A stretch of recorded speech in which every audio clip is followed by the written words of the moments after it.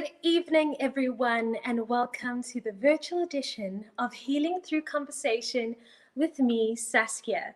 So, tonight we have the topic fatherhood, absent fatherhood, that we'll be talking about tonight. And this is something incredibly close to my heart. I've definitely been a victim to absent fatherhood, and it has been a very long, incredible, blessed journey. It has taken me, honestly, probably my entire life to deal with this specific topic. And tonight I've invited an incredible guest onto the show. You probably recognize him from Seven de Laan, as he played Neville Meintjies. And what has really drawn me to who he is as a person and what he stands for is definitely the NPO called Fatherhood, the Fatherhood Foundation South Africa. So that is something that it's just what I stand for. So I thought it's such an incredible story to hear, and I've invited him to the show today. So let's welcome Zane Meas onto the show. Hello, Saskia. Thank you so much for having me. I'm so excited to be here. Yeah, It's you're looking an fantastic. absolute pleasure. Yeah. Thank you for being here. I know we had guests. I know we had we're probably a bit late. So we had some issues behind the scenes. You know how it goes with virtual shows, Wi-Fi. We can't control that, but we're here. We made it, Zane. We're here now. Yes, that's the thing. Technology won't beat us. We're here. Exactly. Yeah. And what definitely drew me close to you in terms of understanding more about you is definitely what I've seen on Facebook and the work that you're doing with NPO and the NPO that you founded. Can you tell me more about it? Well, if you think I'm good on Facebook, you should meet me in person. Saskia, you know, the NPO, the Fatherhood Foundation of South Africa, has been going for the last 15 years now. 2006, I launched it, and I went and spoke in a little town called Griquastad in the Northern Cape. Spoke to some parents and school kids, and it was the first time I spoke on absent fathers, because I know you have probably a load of questions you want to ask me, but yes. I experienced fatherhood. I had a wonderful dad, first of all. I had a great dad, but I witnessed in my sisters, in the choices they made with men, how the men left them and how they became single mums. And then whenever I went to go and speak at these events, and I noticed I was speaking mostly to women and children, and I wondered, where are the men? And when I did research, I found out that 2/3 of our homes are single parent homes or child-headed households. 2/3, which is frightening. That means more kids are now growing up without a father figure than kids who are. And so they've birthed this thing. And, you know, I'm a man of faith, so it was really a God thing. God calling me to go and speak to the men primarily about the importance of fatherhood and their vision of manhood, because South African men are lost in this misconception of manhood, what manhood is. And so that's how it started 15 years ago. And the fatherhood was birthed, and it was registered in 2009. And we've seen in 15 years just over 500,000 people in all 9 provinces of our country trying to spread this message of fatherhood and how to deal with fatherlessness and so on. And so for the last 15 years, that's what we've been doing. That is incredible. And what is quite fascinating to me is that you grew up with quite a good father figure around, but you mentioned your sisters. You noticed that in the men that they chose. That's incredibly profound. It means it could happen to anyone, and would it be the boundaries we set and the standards we set for these men in our lives? Is it connected to that at all? What's your opinion? Oh, absolutely, absolutely. I want to say, of course, that lots of people, when I do speak, I've got to say to them, just because you come from a single parent home doesn't mean you are doomed because you didn't have a dad in your life, you know, that, oh, not gonna make it and your life's gonna be terrible. I know lots of people who come from single parent homes or child-headed households who are wonderful parents today. So that's not a neither here nor there.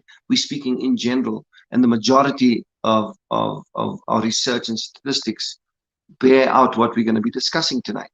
But I do think that lots of, and I speak, would you believe, Saskia, that we're the Fatherhood Foundation of South Africa, but our biggest audience has been women. You'd think we'd be speaking mostly to men, and when we've looked at our statistics of our audience, we found out that it's mostly single mums coming to hear what we have to say, you know, which is very interesting for me. And it Yes. speaks to women wanting to know, how do I bring up these kids? I didn't make children by myself. Why am I bringing kids up by myself? You know, and that is my question to men as well. You know, where are you? And our men aren't absent. They're not absent as in at war in another country. They're not dead from HIV and AIDS or even COVID because it's killing women, children, and everyone as well. They Yes. are around. They're just not at home. They're just not where they Mm. should be. They've abdicated their roles, and so now women are being forced to play two roles, mommy and daddy, and they're not designed that way. They're not built that way. They weren't formed to play two roles. Absolutely. They're stuck in this, you know. And so yes, women. I'm sure we'll get into it. Women are making choices, and we're going to talk about cycles. How not only men are caught in cycles, but how women are caught in these cycles that Oh, forces them to make the wrong choices and the wrong decisions that your grandmother made. She made the wrong decisions.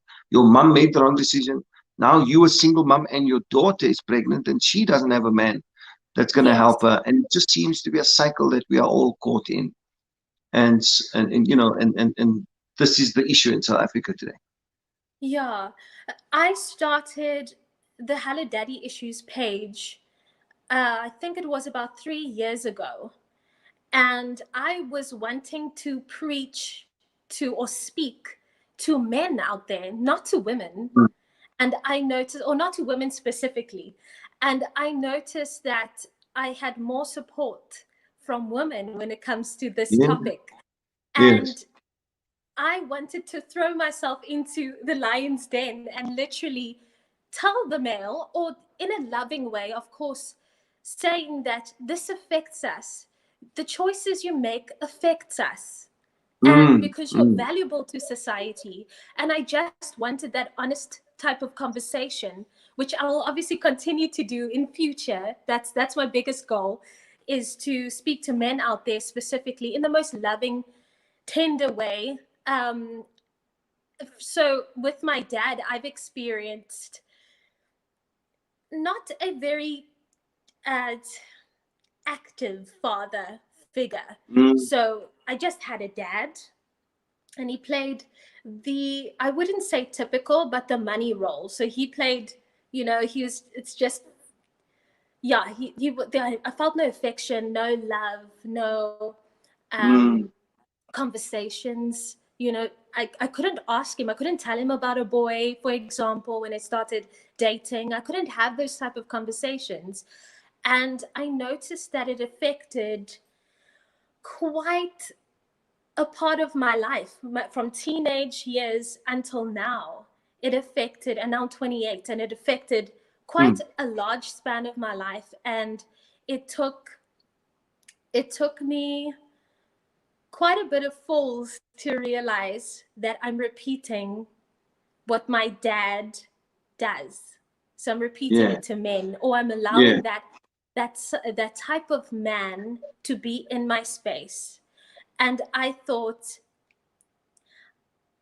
I can't change who they are, but what I can Mm. do is possibly start with myself.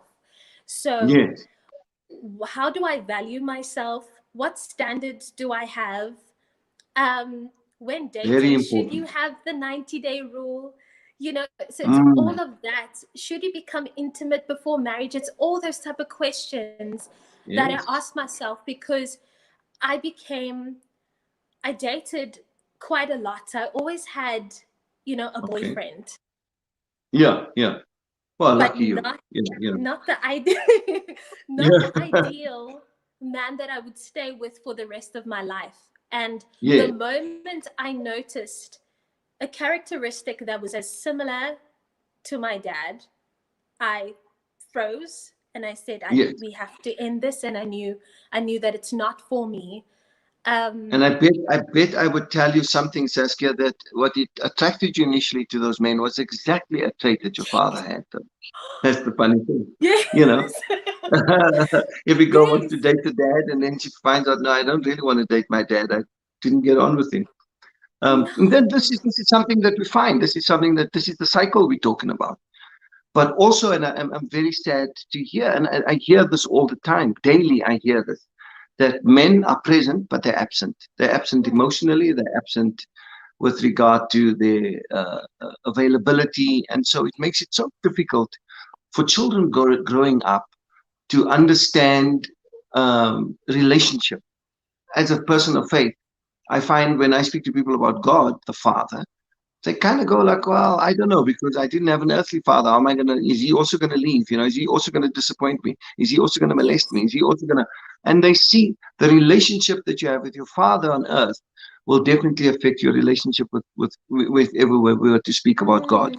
More importantly, it's going to affect the decisions that you make here on earth. And the I talk about definition of father. When I wrote my book, Daddy Come Home, I had to go and research what the meaning of father was. What does father mean? If I'm going to talk about fathers and fatherhood, and I found out these different definitions. Root is the anchor of the home. When the storms of life are meant to come, the father's meant to hold that family.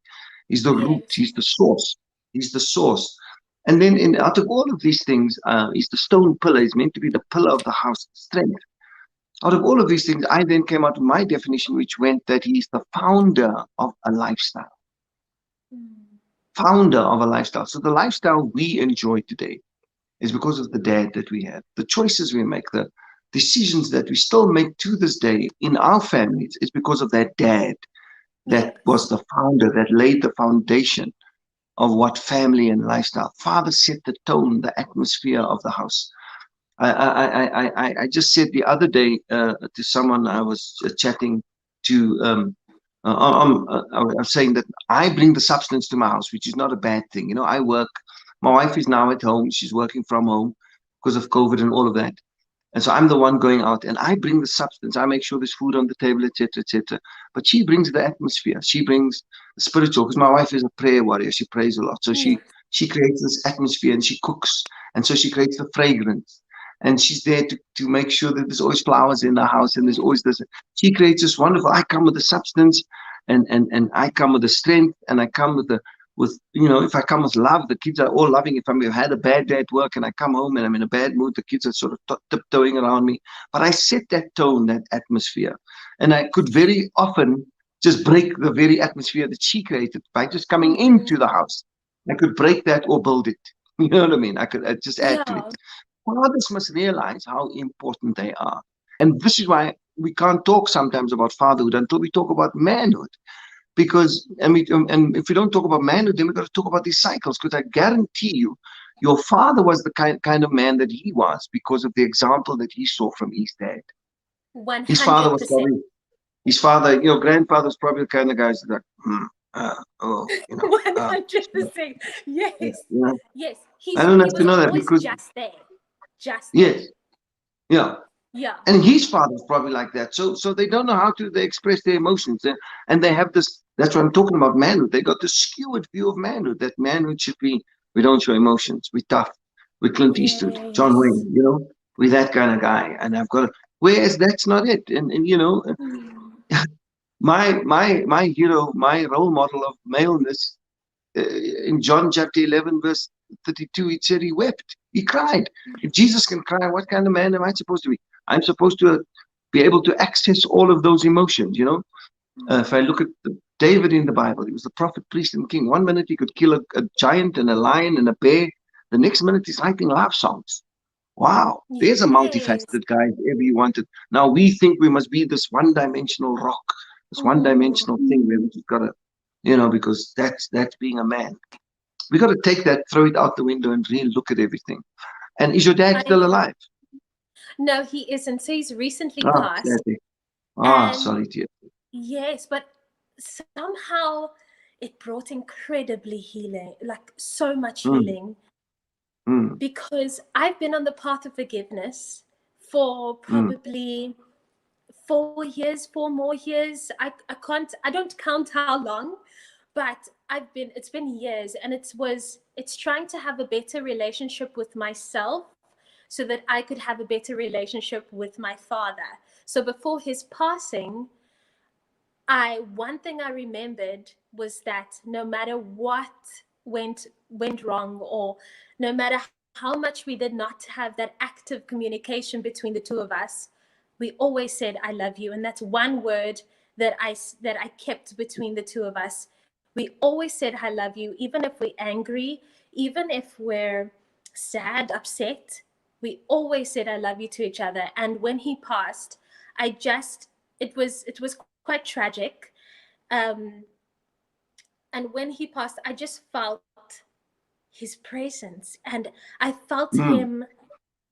He was more present than ever before. I've Wow. never Yeah. felt my dad being that active in my life. And I felt that he would not be that way if I did not allow him to be that way towards me. If I still had all that remorse and regret and hatred towards my dad, I would have Mm. never felt the love that he is giving me, even till the day that he died. It Yes. might have Yeah. been misunderstood, from Yeah. my side and his. We misunderstood each other, but I Yeah. still felt the core of the love he has for his daughter, and I continue to hold on to that. And that's why I am really advocating the point of forgiveness.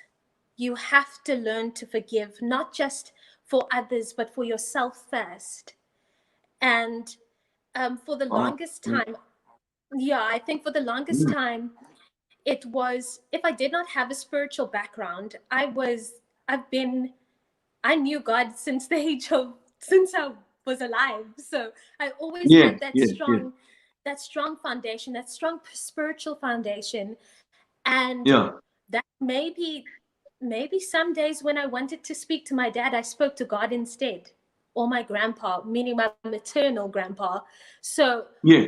who knows, maybe that was one thing that also helped me heal and forgive. And I'm at the point now of trying to encourage others to do the same, because I feel absolutely free.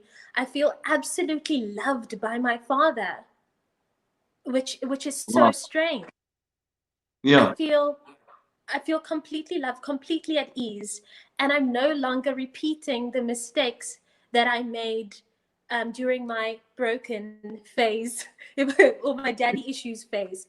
I'm no longer Yes. repeating those mistakes. I'm in a committed relationship, and I remember that when I wrote down what sort of guy I'm looking for, I wrote down all, like, probably a list of 50. Mm, So mm, 50 mm. points. That's good. And That's good. still, but guess what? Still, I attracted the wrong type of guy. I attracted the guy Yes. Yes. that just put on the facade that he was like that. So it was Yeah. just all the facade. And eventually we broke up, and I went straight to the drawing board again. And I went to Mm. the core of me, and I said, spiritual. That's it. That's all Yes. I Oh, needed. great. Great. And Fantastic. I yeah, love the fact that you're saying that you could find healing, and so many people have regrets after the person that they has affected their lives, their dads, has passed on. But I love the fact that you, at least the two of you, said to each other, "I love you." Whenever I speak, I say there are two things a girl should hear from a dad. Well, there are lots of things you should hear from a dad, but the two most important words are, or sentences are, "I love you" and "you're beautiful." If a girl hears those two words from her father, she will understand her worth. Alicia Keys sings that song, "A Woman's Worth." And I always yeah, tell people your worth doesn't come from your car or your weave or your job or your church or your boyfriend yeah, or your husband. Your worth is first planted there by your dad. When he says those Yes. words, I love you and you're beautiful, that settles it. No one will ever be able to take that away from you. Some of our girls today, they could be the most beautiful girls. You know, Cape Town has got some of the most beautiful girls. And that is Yeah. where I do most of my work in Cape Town. And I'm walking in and walk these beautiful girls who have the self awareness and um, they've got such self low esteem that I just cannot understand it. That's because in their eyes, they are what their fathers have said to them.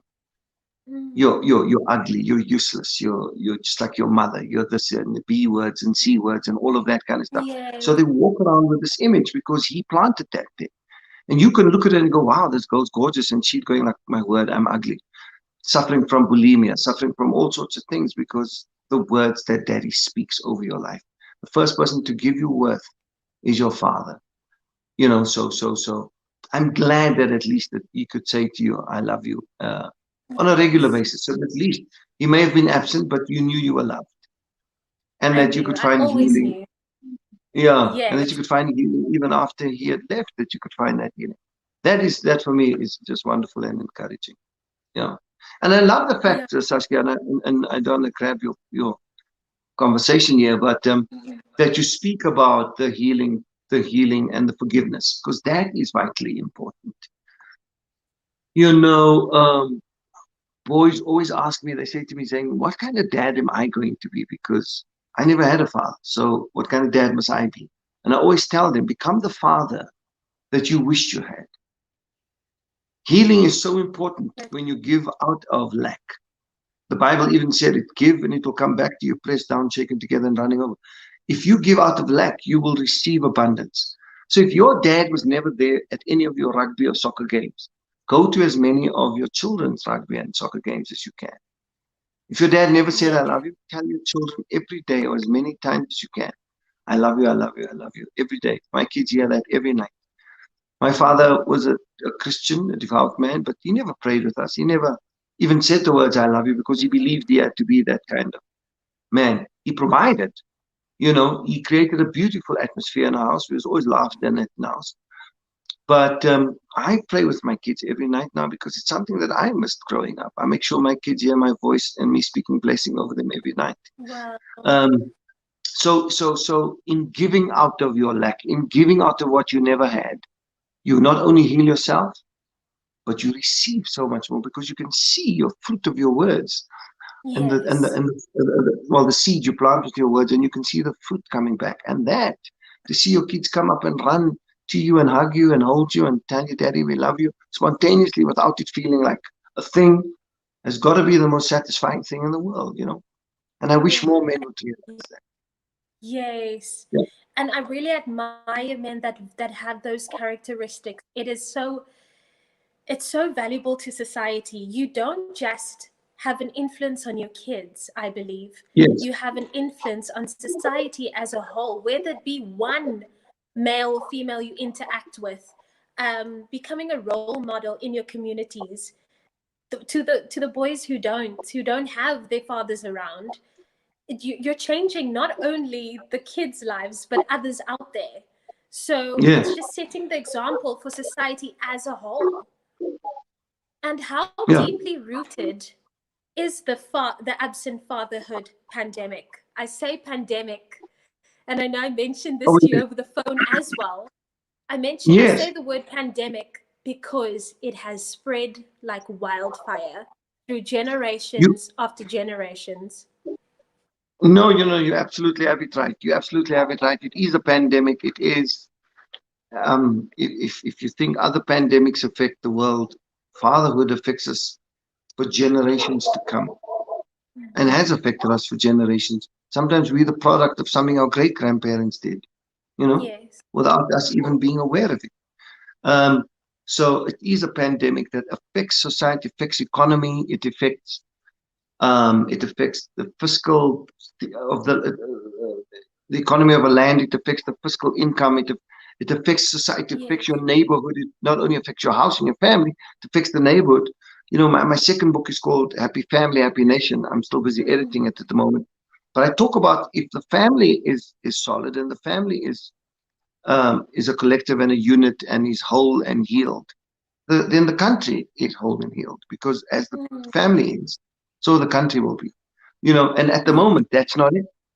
We're living in this corrupt country at the moment that has got broken values, and it is reflected in our families, where men are, men are just not taking responsibility for the decisions and for the actions that they've taken in life. So it affects everything. Women on one income must now have 2, 3 kids, sometimes 4 or more kids. With that little pittance, she's trying to work 2 jobs just to make sure there's food on the table, there's electricity in the box, school fees are paid. And it's hard for that woman. So it affects her life. It affects her tension in her shoulders. A smile. Women don't smile like this anymore. Women are smiling a lot like this, Musimon, because they're not happy. They're not released. And look at your smile. I mean, more people should smile like that. And when you think of beauty, when you think of women, the one thing that you always say about the woman is, wow, she's got a great smile. But today's women, because they've got to play this dual role, double role, and be the protector of the house and make sure the kids come home in time, and they've got to do all of these things, they just don't have that freedom and that smile and that liberty to be what God has created them to be. And for me, that is an indictment on our men. That is an indictment on the males. That's an indictment on the wrong version of patriarchy, because there's a good version of it. It's a indictment on culture, the wrong version of culture that we experience, because lots of people will tell me, it's my culture. I can't change. I can't be anything else. It's my culture. I'm supposed to be like this, which just freaks me out. But there are good things about culture that can be implemented into maleness and manhood. And also feminism. Feminism is just told women lies, and it's the wrong kind of feminism again. And feminism is, and men have bought into this lie as well, and so all of these things we're fighting against and having to battle. But for me, and I love the title of your show, Healing Conversations. This is what should be happening. We should be having conversations like this every night. Something like this should be happening every night. People should be tuning in and talking about this, because there are people sitting with issues around fatherhood and manhood and so on, and women wanting to know answers. And I'm just glad that I can be part of this. Thank you. This is honestly such an enlightening conversation, and this is going to touch so many people, and even if it's just one, it's very important. Like you mentioned in our briefing, you mentioned that if it's just one person that we touch here tonight, that's all we need. And that's my purpose as well. Healing through conversation with Saskia is to hopefully spread the message of have the conversation. Conversations are good. Conversations are healthy. And it's free. It sets you free to just talk. That's it. That's all you need to do. Just become aware. Just verbalize things. So and that was my mission. And my question to you is, I asked how deep this pandemic goes, the absent fatherhood pandemic goes. I did research of my own to understand how far in generations before us does it go. And I kept on thinking about, do men of color specifically, or let's just say men in general, have PTSD? Is this the effect of PTSD because of absent fatherhood? Because of slavery, because of obviously poverty as a whole. Do you think that, in your opinion, that it's deeply so far rooted to men being stripped away from their families without consent, that this has just become a culture because they experienced it obviously from their fathers, their grandfathers, and now they're so used to either running or keeping away from a certain situation or being away from the family, somehow just going through that. I don't know why, but somehow I think it could be, but I'm unsure. So I'm asking questions, and I want to know from you, what is your opinion on that? Yes, I think. a good question, because I think South Africa as a whole is still living through a trauma. I think we're living through trauma of, if you want to just start now, the trauma of this COVID pandemic that we're going through. The trauma of 28 years of nothing having changed for so many things have changed in this country, but very little has changed sort of intrinsic deep down, things in 28 years, people are still disillusioned. People still have no running water. People still don't have electricity. People still are disenfranchised, etc., etc. 28 years of that, 28 years of being called the Rainbow Nation and the lighthouse of the continent, and those dreams not being realized, all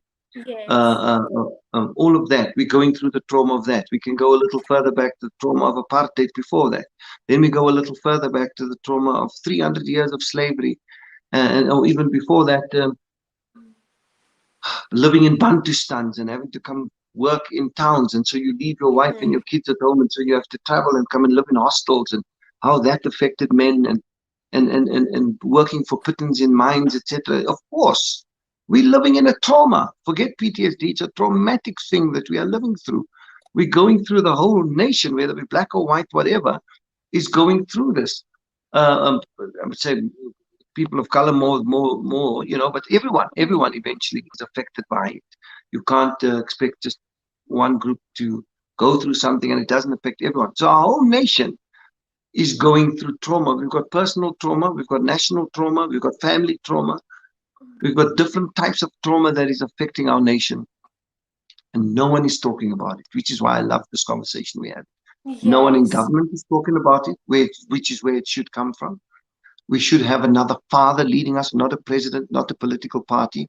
We should have a man whose heart, or a woman whose heart is for this nation, for the people. Malachi 4 verses 5 and 6, whose heart is turned to the people of this nation, who wants to see this nation prosper and become all that it has been hyped up to be, and the potential that is there has never been realized. I want a father like that. I want a leader who can get us back again into, and it's not happening. It's not there. People are stuffing their pockets and doing all sorts of strange things, and you just kind of go, hello, is anyone out there listening? Is anyone got their pulse on what is happening in our nation and what is needed to get us to be the people that we know we can be? It's just not there. It's just the trauma. No one is healing the trauma. You don't have to heal it. Just speak about it so that people themselves can express themselves. And in so doing, will heal themselves.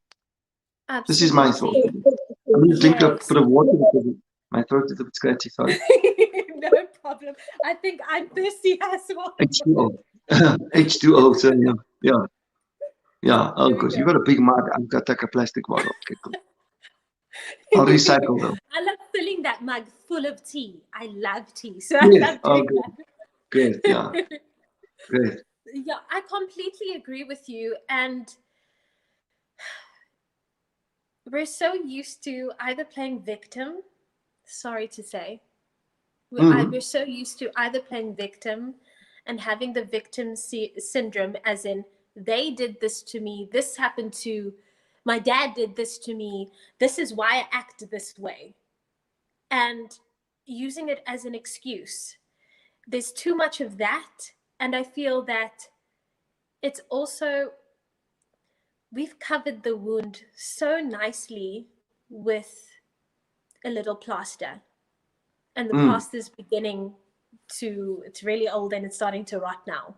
And I think we're at that point where we can see what's underneath that plaster, for example. And in fact, what we need to do ourselves, and someone's got to lead us to take the plaster and rip it off. Yes. And we must allow the healing to take place by what we say, and allow our emotions to come out, where it comes out, but people must be allowed to speak and to say what they're feeling and to say what they have felt.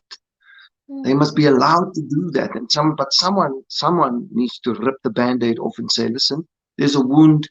Let's acknowledge the wound. It is there. We as the South African people are wounded. We're in trauma. Yes. We can see the wound. Let's clean it out. Let's speak about it. Let's take that dirt and stuff out. and let's allow God's Spirit to heal us. That's my feeling on that. And suppose 100%. we're doing a little bit of that tonight. Yes, yes, we are. Yeah. And how for women out there who went through what I went through, struggling to set boundaries, struggling to hold men accountable, how could you guide them to hold men accountable in society? Because I've seen it come across very, very harsh, and where we don't need to be. Personally, I don't like speaking when I'm angry or saying things in anger. Mm, I try mm, to practice listening in love and answering or responding in love, rather. So that's mm, what I'm mm, mm. practicing at the moment. That's the phase I'm going through. And I noticed when I said things to my dad in anger, it really hurt him and it actually broke him down.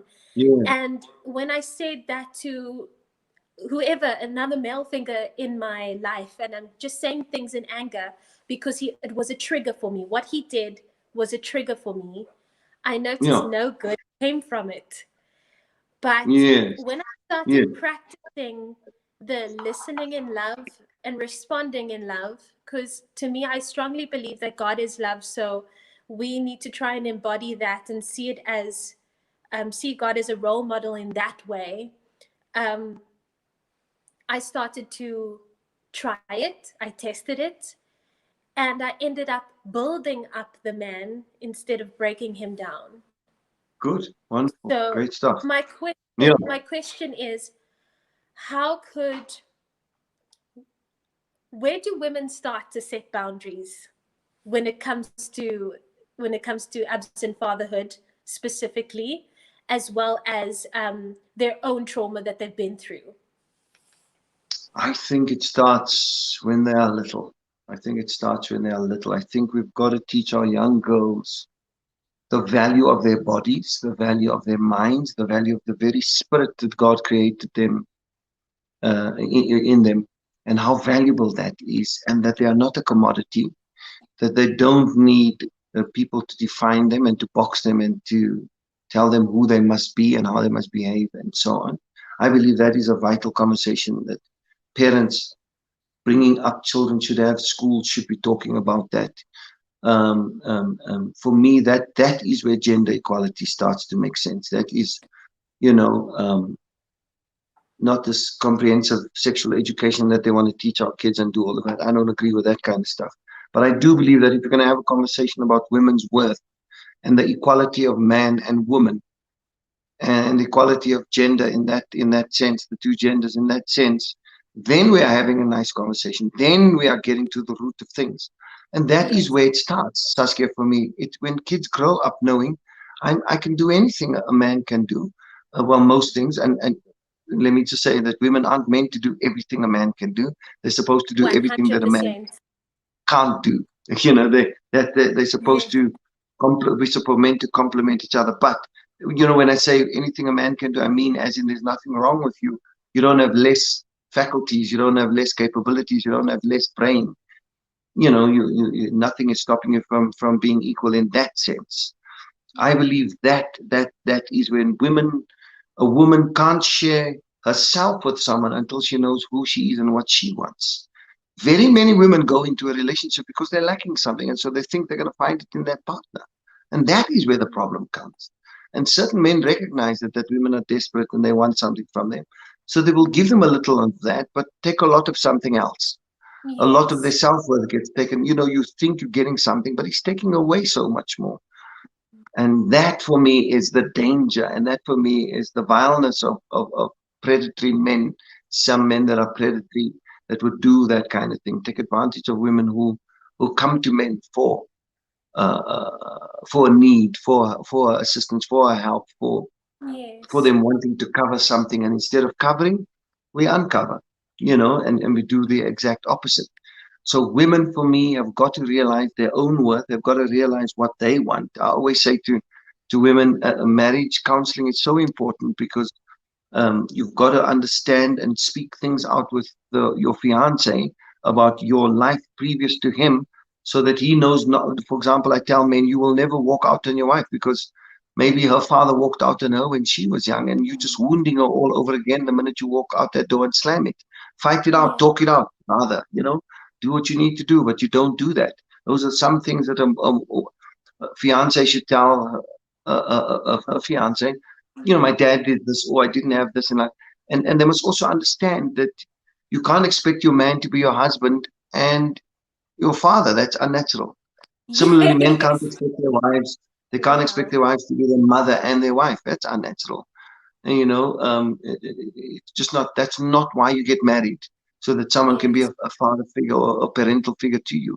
No, you marry them so that you complement each other and you become parents to children, and that person covers you, you cover them, and they allow you to be all that you can be, and you allow them to be all that you can be. And together in unity, you show the fullness of God's love and His grace and His purpose for us here on earth. That is what we are created to do, So come on, ladies. When you ask me the question, so what must women do? This is what they must do. This is what they must be taught. This is what they must know. Instead of you're a woman, know your place. I'm the man in this house. I will do it because I'm the man, So, I'm the guy. I've got to do. Even the Bible says, and the Bible doesn't say that, by the way, and that I'm the guy that you will listen to me. They've got to understand that it's a two. The two shall become one. Not the one is above the other. Spiritually, there's an order, but intellectually and in any other attributes, we are equal. Women have got to understand that, so that they then go, well, in a man, when I meet a man like your 50 points, and I want this and I want this and I want this, and I want to wait that 90 days, because it's not just about this. I always say a man has got to get you here first.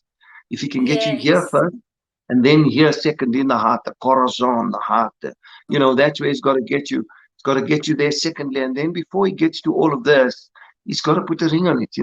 Even Beyonce was preached that message. If you like it, you should have put a ring on it. Church of Beyonce. So that should be the order. Our girls should be taught that. Our boys should be taught that. Forget the girls should be taught that. Boys should, everything I've said about women, boys should be taught the same thing. They should be taught that women are equal. They should be taught that you don't hit women, that women aren't beneath you, that they're not commodities, that they're not this thing that you can hit and gebit and do things with. Boys have got to be taught that as well. I think that's where our conversation really should start. But you asked me specifically about women. So when women know what they want out of a relationship, when they know what they want, they won't allow a man to take advantage of them. Men will then know, okay, this lady wants this. I've got to either step up or step out. You got a choice. You either step up to what she wants, or you step out and someone else is standing in line waiting to do this thing for her. I believe that's where we got to go. I could talk for hours on this. I love it. But ultimately, in a nugget, I could listen to you for hours. No, you don't want. No, you don't. And you're spot on once again, and it really resonates with me. There's also something that I think I'd like to add to that. Is definitely when you see your red flags, address it and walk away. If it doesn't change, walk away. Do not give more than one chance. Come on. We should just get this segment and then put it on YouTube and Instagram and everything. Ladies, when you see a red flag and it doesn't change, walk away. Because this is the problem. This is what women do. They go like this. No, but Brother Zane, when he marries me, he'll change. Oh, when he sees what a good woman I am, he'll change. No, my sister, it's not gonna happen. He's got it, he's now you're just giving him a base to work from. Now you're just giving him a nice place to do what he needs to do. And you're not holding him accountable. You're not holding him accountable for his actions, for the wrongdoings that affected you. And that's what I'm saying. Red flag, have enough courage to step away, because there's someone, make space for someone who really needs you, or not need you, but deserves you rather. So it's make space. The moment you say no to what you don't want, I feel that it makes space for what you do want. And that comes with setting boundaries. It comes with saying exactly what you mean and following it with action. Don't settle, And girl. Don't settle. don't settle at all. People always settle. They go, oh no, he'll change, or I'll take it. It's available now. So Yes. When they're it's rather. dating, yes, when they're dating and you guys are dating, I feel that he's supposed to put his best foot forward, and he's Mm, making that type of mistakes, and that's his best foot mm, forward. mm, Imagine when he shows his true self or his you know, comfortable self. And that's what I feel hey, marriage would bring. yeah, no, So, absolutely. yeah, Yeah. that's just my 2 cents of that I'd like to add. That was an expensive 2 cents. I liked it. I liked it. So, Zane, many single parents, moms specifically, have been asking me the question of what do they do if they have a son? So they've got a son, Mm, and he grew up without a father figure. How do you even begin to replace the father? Touchy mm, subject, as well as find role models and mentors to replace yeah. what's happening. How do you Well, distract the son? How do you no, even but handle that as a? Mm-hmm. that's the answer right there. That's the answer right there. If you're a single Okay. mother and you're bringing up a son, it's Yes. okay. You're doing good so far. But don't be permissive. I always say it this way: with single parenthood, whether it's a male or a female bringing up kids by themselves, they're already standing on one foot. Now, when you're permissive, for example, you go into a shopping center and you see that child outside the toy store screaming and stomping its foot and saying, I want this, or she's saying, I want this now, and you will give it to me. And the child is screaming, and the mother just gives in at that moment to avoid embarrassment or whatever. That's probably the wrong thing to do. You are already standing on one leg, and when you do become permissive and you do allow your child to behave like that and to manipulate you, you kick that very one foot you're standing on, you're kicking it out from underneath yourself. You almost have to Yes. be doubly as I wouldn't use the word strict. You almost got to be as doubly as okay, let's go with strict at the moment. You almost have to set the rules down almost a little harder because there's one of you. There's no one else to say, well, I'm going to speak to your mother. I'm going to speak to your father about this, because kids always play each other off. Um, but if you're a single mom, don't panic. Don't think your child is missing on too much because you're doing great. Single mothers are holding this country together, Saskia. If it wasn't for single moms, I don't know where this country would be because they really are the background. And I take my hats off to them. I've seen my three sisters struggle through their single motherhood, and I've seen them, and I love them so much, and they become my role models. This is half the reason I'm doing what I'm doing because I see their strength, and so on. So we must never discount that, mom. Don't ever discount yourself because you've got a son. You're going, what do I do? But your answer was there. You will find role models for him. You will find mentors for him to look up to. You will find whether it's the soccer coach or the teacher or the youth pastor or whatever. You'll find someone that you go, okay, this is someone that I think is a good person that can model manhood and fatherhood to my child, without becoming you handing your child over to someone else. Yes. But you're exposing them to good and I know moms will always go, please say thank you and all of that, and they learn good manners from mommy. My kids Yes. don't learn manners from me. They learn to play and to pull my finger and fart and all of that kind of stuff. They learn that from me, and not the good manner stuff. But I'm strict again on other things, where mommy's a Yeah. little extra. So ideally, parents should come in pairs. Ideally, parenthood should come in pairs. Mommy and a daddy, in my opinion. Um, but find good role models, find mentors, explain the situation to your, have conversations like what we're having. My big thing is now having a dinner around the dinner table. Don't have that's the first thing I teach men on fatherhood. You don't dish up and then you sit in front of the TV. I go to my room and you over there on your phone and you on your iPad. And no. That 1 hour where we sit around the table. Right now, my family's day done having supper now, but they were sitting around the table. I could hear them. They were chatting, and that's where conversation happens. That's where bonding happens. That's when you know what's happening in the child's life, and they know what's going on, Dad. And that's where we share information. Oh, Daddy's going to Cape Town 2 weeks time, so I'm not going to be around for that 2 days or whatever. And how's things going at school? Oh, did you finish your project? What else do you need? That is happening around the table. We connect because now with cell phones and everything, we're so disconnected. We've got more information, but we have less knowledge at the moment. Yes. So that 1 hour around the table, and I allow my kids to say what they want. There's no keep quiet at the table with us. After we prayed and we're dishing and past this and we talk and hey, how's this? And we talk. And it's a place to express yourself, you know. Once you have that in the house, I guarantee you, you'll see the entire atmosphere of the home just changes, you know. So the single mom should do the same. Around the table, chat about, hey, listen, I know you don't have a dad, but I want you to always know that you respect women and that if you're going to bring this girl home, that you treat her the right way because, you know, your dad didn't treat me the right way. Look where I am. Don't you do that? Yes. So these conversations must happen, you know. These conversations must happen. And find good role models. That is what I always say to people. Find a good role model for your son, if you can. But don't discount what you already love and the strength that you exemplify. There's so many men who come up to me and say, my best definition of my father was my mom. Wow. You know, the best definition of fatherhood was my mother.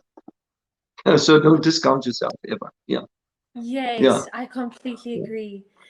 Zane, thank you so much for having this conversation. It was great, Saskia. It was fantastic chat. I loved it. Yeah. I feel so enlightened. I feel so blessed to have you in my presence, and I get to experience your wisdom, and I'm sure everyone else is feeling the exact same. Okay. Hey, invite me back. I'm available. I want to. I'm definitely going to. Yeah. Do you have any last words for us before we close?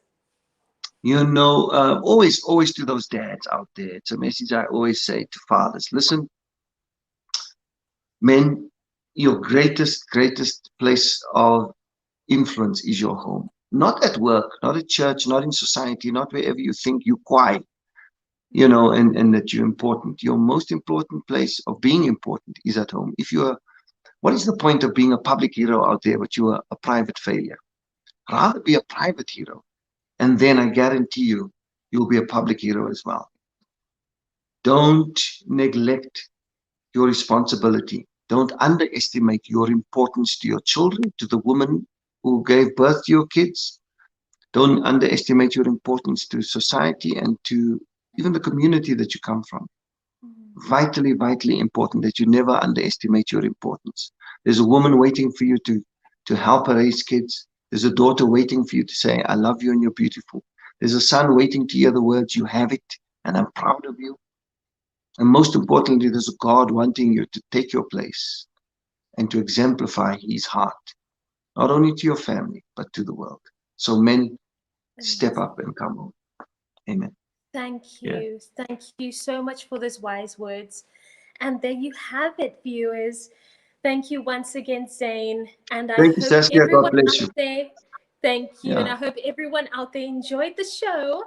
Please follow Zane, get his books, follow the NGO, and please be a part of the journey. We are really needing more helpers. So I'm sure you need more helpers, right, Zane? Because that helps spread the message. So exactly. And of course, viewers always tune in to Healing Conversations with Saskia. It's a great show. Thank you very much. Have a good night. Thank you, you too, Saskia. Bless you. Thank you.